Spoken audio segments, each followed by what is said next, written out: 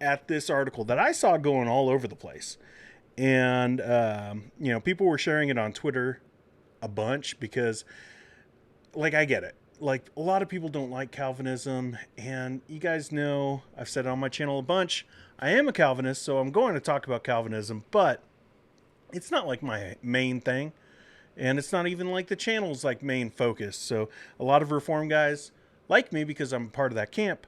But when I'm talking about Calvinism, understand that if you're not a Calvinist, it's not like I want you to go away and then come back later once we're done.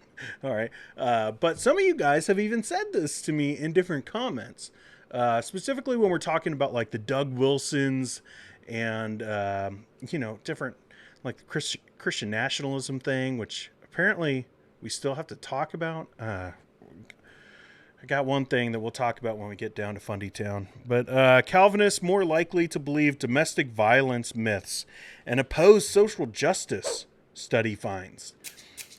As soon as I saw that article, just the headline, I was like, okay, I think I know where this is going. It's a thing that's constantly said. So Christians who hold Calvinist beliefs are more likely to believe certain myths about domestic violence against women and oppose social justice advocacy. So I'm kind of substituting patriarchy into that, and you could disagree with me about that, but I think if you're leaning into that of saying like domestic violence doesn't exist, then you're probably on your road to patriarchy if you're not already there. And so I kind of substituted that out when I was talking about it and put it in the comment or in the title and stuff. So the study surveyed 238 seminary students. Not a big survey. So that would be, issue number one, at least with me. If you're going to be like, Calvinists are like this, it better be like a huge bunch of Calvinists that you surveyed. But 238 students, and found that those who agreed with Calvinist beliefs were also more likely to agree with certain statements. Okay, that sounds different than what the article title said, right? Like if you go up to the title, it's Calvinists more likely to believe domestic violence myths and oppose social justice, study finds. But that's the thing about this article. And the reason why I was like, as soon as I saw it, I was like, yeah, I don't think it's probably what people want it to be. Because there's a lot of people who just want Calvinism to be like the big bad boogeyman, because either they don't like Calvinism itself or they don't like some Calvinists. And let me just be honest with you guys. There's a bunch of Calvinists I don't like either. All right. So as one, there's a bunch that I'm like, I don't want to be associated with that guy. So I understand it, but 238 seminary students, and they agreed with certain statements like a lot of domestic violence occurs because women keep on arguing about things with their partners. Which, if you're going to agree with that kind of statement, that's dumb. Like the don't get like I'm not here to defend anyone who would be like that. I don't know why my iPad's being all glitchy. It knows this isn't the right time. You're not supposed to be streaming right now. Um, but if you're going to agree with that, a lot of domestic violence occurs because women keep on arguing about things with their partners. That's pretty dumb. And many women have an unconscious wish to be dominated by their partners. That's like wrong and cringy and creepy and just gross. So, like these people are interesting folks. So I'll put it that way. But all right. So if you see, according to a December 20th article at scipost.org, so if we go over to that one, we start to get at least a little bit clearer of a picture because one, they don't release the study, not at least to the public. I don't know why they made articles about a study that you can't actually go and put your eyes on, but they did. I think probably because they knew it would get clicks, and here I am giving right into them. That's the thing about all these guys. Like a lot of these things that I talk about on this show, it's like, oh, they did it just to get noticed. And it's like, well, here I am noticing it. But particular Christian beliefs linked to rationalizations of domestic violence against women. A new study has found that those who believe in the tenets of Calvinism are more likely to also believe myths that justify domestic violence against women. So, again, like the statement is that Calvinists more likely to believe this, and then actually as you get into it, it's like actually no, there's some things that they would be part of that they are more likely to agree with. That's not agreeing with a part of it is not agreeing to the whole of it, which I think is just something that's happening in culture where if you like one aspect of something, which I'm not saying that these people should have liked these things. I'm here as a Calvinist kind of repping for my camp and being like, I don't think this gives like the clearest picture. But if you agree with a part of it, doesn't necessarily mean that you agree with the whole of it. But then as you go through, you start to figure out some things about this study. The researchers surveyed 238 students from Bethel Seminary. And this is where I go, oh, now this makes sense. 238 students, which again, not a lot. And we're talking about one institution.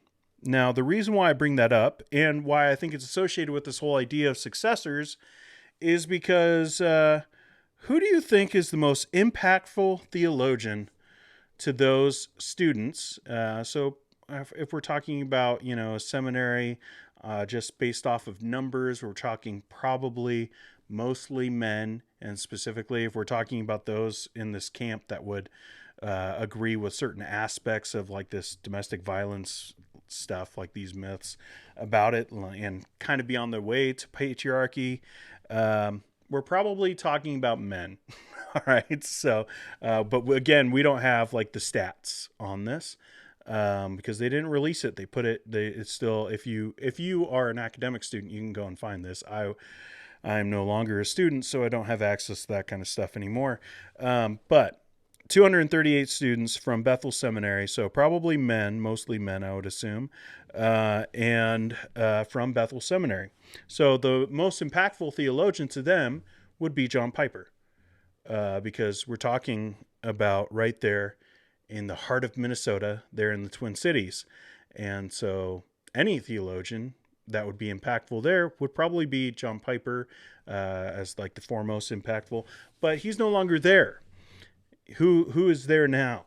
Well, that's Joe Rigney, and we've talked about him. We talked about him 2 episodes ago when we were talking about headship, and because he is a guy who goes out and he reps for his camp of patriarchy, and he thinks it's a good thing. He's very closely knit, associated with Doug Wilson.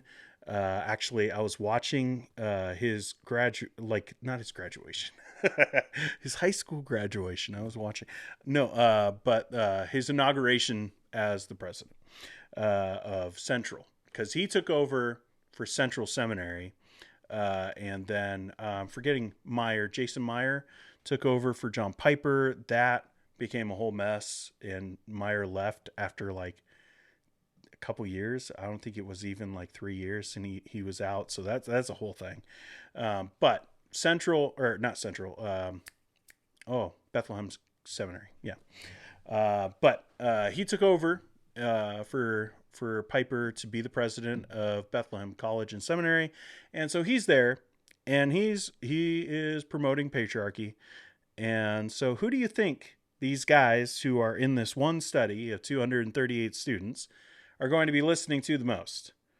Like, they're there in Minneapolis, where Rigney is, where you would assume that Piper would be the most well-known. So who would be the most impactful teaching there would be Rigney. So like, these things matter, because when we're talking about like, oh, Calvinists are all like this, like let's just look a little bit closer, please. And just look at it and say, okay, it's from one school in one area, and the one area has a Calvinist who is probably the most prominent right there, taking Piper out because he's retired and all of that. But the one who is ongoing in ministry would be Rigney, and Rigney would be the most impactful theologian for probably these guys. So is this a fair picture of Calvinists? I don't believe so. I think if you were to take multiple seminaries and you step away just from one central location where one of the biggest proponents for patriarchy is, then I think you would come up with a different answer. At least I would hope so. So I'm not saying like it's absolutely not related, but I found this survey to be troubling. Now I wish I could get my fingers on the actual pages and be able to look at the numbers and see what the answers were, because literally with these two articles that were written, trying to go at Calvinists, they only have those two questions that are released about how it leads to that. So they say that Calvinism is the underlying thing that's just kind of knitting this fabric of patriarchy, which is a little concerning to me, especially if you're just going to say these are the two things. Like let's hear it all, okay? Like let me dive into that and figure out whether that's accurate or not. This doesn't tell me anything about whether Augustine liked nachos or not. I'm bored. Hey, if you like this video, if you watch the whole thing, you probably do, might as well hit the like button. It'll do me a big favor. Also, YouTube has a video that they think that you might want to watch. So, here you go.